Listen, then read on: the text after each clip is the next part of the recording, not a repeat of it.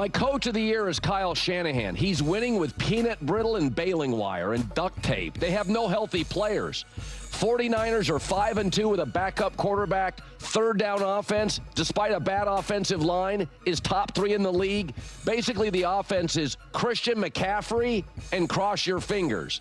This is one of the great coaching jobs you'll ever see. They play the Rams this weekend, who are fully staffed and ready to go, and yet it's only a field goal spread. Niners at 10. Number 9. Detroit. Don't always love their coach. Lost 2 of their last 3 games, but they're 5-0 when they rush for over 100 yards. So it's pretty clear the key to this team. When Jared Goff's got an extra beat, when they've got the run game, Detroit's a solid franchise. Are they a Super Bowl winning team? Not as long as McVay and Stafford are in the NFC and Howie Roseman's running the Eagles, in my opinion. Detroit 9. Number 8. Listen, the Patriots. They're on a 6-game heater. Drake May, my concern, has been sacked 12 times over the last 2 games. That is a problem. Up front, he's not getting great protection. But when Christian Gonzalez plays, their corner, super athletic kid out of Oregon, they are 6-0. So there is certainly a way they need to play to win, but they're doing it. I have them at 8. Number 7. The Bucs. They're going to get Bucky Irving back. They're going to get Chris Godwin back. Now, they've got a tough schedule coming up. They got the Patriots at Buffalo and at the Rams. But they are a team that's living a little bit on that borrowed time stuff. They have 4 game-winning drives. I don't love the way they're winning, but I like their swagger, and they've been able to win all beat up, and now they're getting healthier. Tampa at 7. Number 6. I put Kansas City at 6. They're 0-4 in one-score games. They've got to get Josh Simmons is now back after a 4-game hiatus. That will matter a lot. The way to beat Kansas City is clear, Super Bowl or not. Pressure Mahomes. When Mahomes gets hit over 7 times this year, they're not a good football team. He got hit 15 against Buffalo. So they rank 2nd in big plays. They still have an elite top 4 red zone offense, the best quarterback and coach in the sport. They need to solve left tackle. I think with Simmons now, they will. Don't sell your stock. I have them at 6. Number 5. I have Denver ahead of them because Denver's got a better offensive line, and I love their coach too. Denver's weird. They apparently are the greatest fourth-quarter team in league history. But I will say there's a stat about Denver that's really impressive. They have the best offensive line in terms of protecting their quarterback from sacks, and yet they lead the NFL in sacks. That wears well in cold weather. I've got Denver at 5. Number 4. Seattle just added a deep threat from the Saints. That win over Washington looked like Ohio State and Youngstown State. That was a physical, athletic mismatch. 4-0 on the road, won their last 10 road games. Sam Darnold, advanced metrics, he's the best quarterback in the league this year. I'm not joking. PFF has him number 1, too. Their defense is young and getting better. 3 straight games holding people under 20. They are young, but they have an identity. Green Bay's young and doesn't have an identity. I like Seattle and Darnold at 4. Number 3. Whoever I put number 3 loses the next week. I'll put Buffalo there. Highest rush percentage in the league. I got to give the organization credit. They were too Josh Allen reliant. They run the football a lot. I think they probably need some help. Interior D-line. They have an excellent pass defense, but you can gash them on the run. But they took a lead on Kansas City, forced the Chiefs to throw, and Joey Bosa, that's why they acquired him. They've also gotten, I said this about 6 weeks ago, I like all 3 of their tight ends. It's a tight end run offense, not a receiver offense. Number 2. Are the Rams the best coach team in the league? What don't they do well? Highest overall grade, highest offensive grade by any team according to PFF. Only team to rank top 3 in virtually everything. The least penalized team for the 2nd year in a row. The number 1 run blocking team. When you watch them play, it is so methodical to watch them play. They do everything well. They don't turn it over. And now, I love Matt Stafford, can get a bit reckless. Now that he's not throwing picks, I think they are the best team right now in the NFC with one exception. Number 1. Howie Roseman's made a couple of deals at the trade deadline. I'm going to put Philadelphia 1. They're very good in one-score games. And when Saquon Barkley gets 15 touches, they're undefeated. I think the A.J. Brown situation kind of gets in the way. The only way to puncture a great team is drama in the locker room or a severe injury. So I think their last game, when A.J. didn't play, that was their true identity. A power run team, Saquon 15 touches. I think the two best teams in the league right now are NFC teams.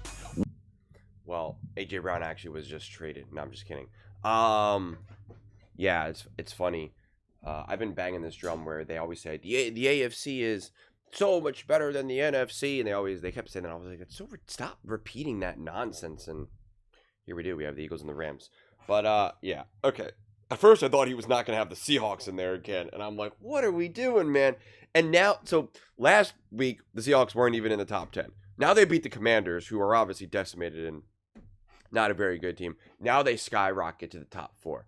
And like my whole thing is like, outside of Sam Darnold obviously just playing like literally perfect that game, which was just a wild thing. And as someone who obviously believes in the Seahawks, them beating the Commanders does not show you that they were that they were like an 11th or 12th team, and then they beat the Commanders and now they jump to 4. Like it's just not how my mind works, man. It's just not. Same thing with the Chiefs losing a tough game to the Bills, where they were like the number 1 team in the NFL, according to Colin. They lose to the Bills, and now they drop to 6. Like it's not like that. And the Rams, listen, the Rams have been very well, and I do consider schedule and who you play. Now, I don't use it as a frame of reference to completely rip a team. I care about it more when we're talking about like younger quarterbacks. Sometimes when we're talking about younger quarterbacks, they'll be like, oh, he like Drake May, he's only beaten, and they'll like name all the bad teams. And I'm like, listen, he's a young quarterback. This is a young team. Like that means nothing to me. But when you are more established, it does matter to me to a lot larger of a degree. When you're a better team, if we're looking at the Chiefs, the Eagles, etc. And the Rams have struggled or lost to every team that's actually competent right now. They just have. And it's not to say that they're not good. It's not to say that they're fool's gold. It's not to say that there's actually, instead of being top 2, they should be 12.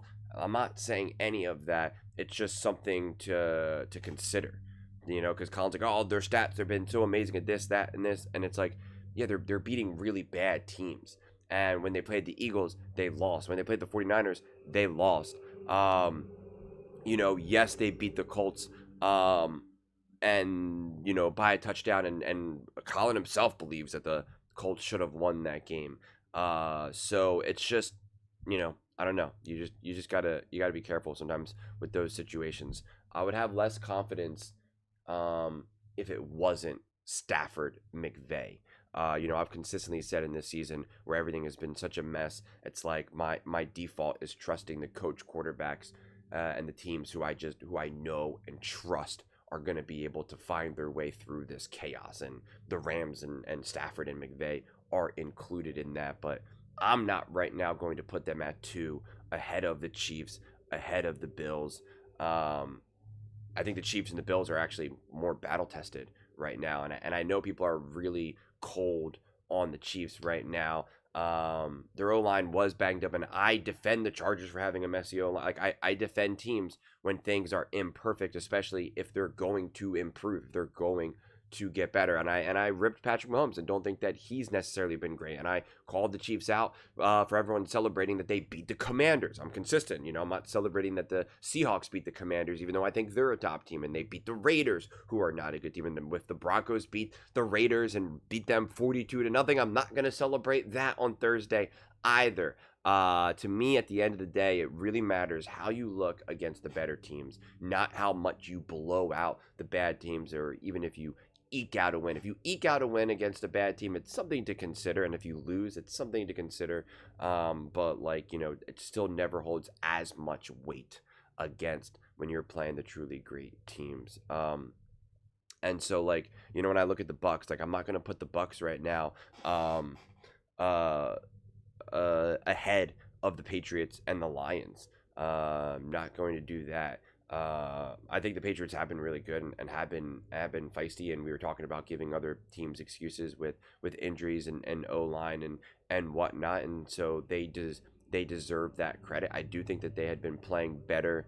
I think they had been punching above their weight a little bit. So, right now, again, and for this list, I never really add teams or take away teams. I just keep the 10 as they are, because then I do my own list, and then Nick's got his list and all that. So just to make this a different video, I'd put the Bucs at 10, or excuse me, I'd put the Bucs at 9. I'd still leave the 49ers at 10, because I still am uncomfortable with all the 49ers injuries, and I still when a team is constantly injured and in and out of the lineup, and I just will always feel uncomfortable with that. Honestly, I really will. And then it's just like it's such a free fall, so I got the Niners and the Bucs, and then it's just like such a mix of who's who right now. I believe in the Patriots tremendously. The Lions, and this is what I had said before, they got to show their coaching, and I said this on my live stream. The Lions have to show that they can call plays and call games against great teams, against great defenses. They've shown that they still have the ability to roll teams and beat bad teams, but you got to show that you can do it against the better teams. And so far, they have struggled at that. That is not something that they've shown to be resilient enough or have that answer. And that really showed against the Minnesota Vikings, against a division rival, competitive defense, etc., etc. So that is something that they haven't shown quite yet. I still am more comfortable with them. Again, still 6th or 5th, still flirting around there. Drake May, again, to me, it's such a toss-up right now between the Lions, the Patriots, and the Broncos, and I'm just focused on right now too. I'm not trying to predict how Sam Darnold's going to be in the playoffs, how Drake May is going to be in the playoffs. I'm not focused on that for this video whatsoever, because I'm just not. I know Patrick Mahomes and Josh Allen and those guys are going to bring it in the playoffs. I'm just focused on what you look like right now. And the Patriots, the Lions, and the Broncos, I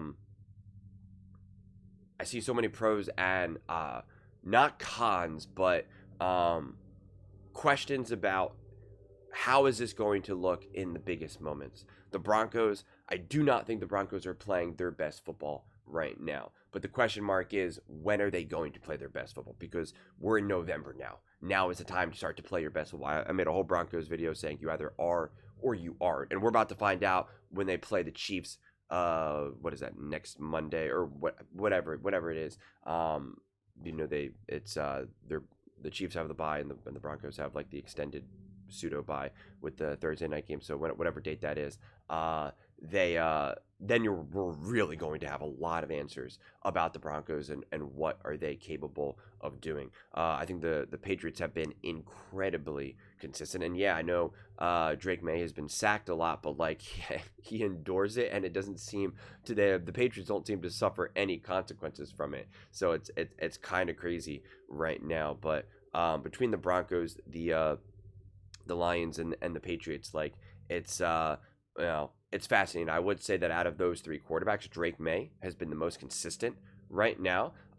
You technically have the least amount of faith in him, because he is obviously the youngest, and that's why right now, like I said, I'm not trying to just be like, well, I don't know, can Drake May sustain this? I'm just not interested in constantly filtering the conversations through that lens. So to me, you can't go wrong with either of those three teams in whatever order you want.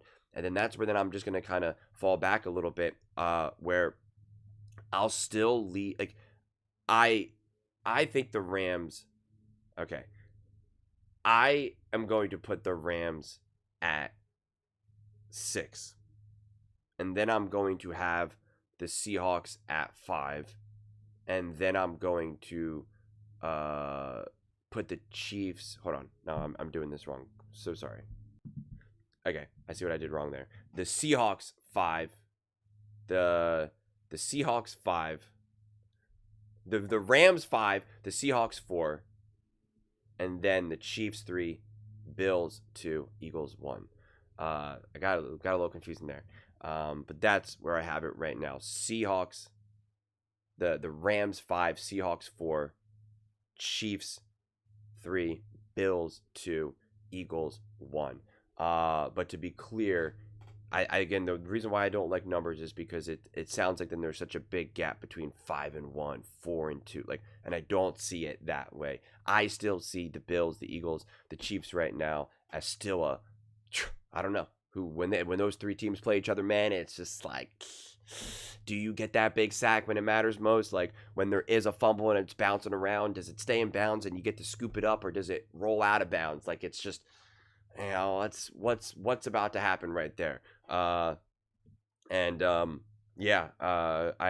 favor the Seahawks because I genuinely believe that they're playing unbelievable football right now, and you don't need just the advanced analytics about Sam Darnold. You just need the regular analytics, and he's been absolutely elite and absolutely special. You also just need your eyes. Just watch the game, and you'll see how elite he's been.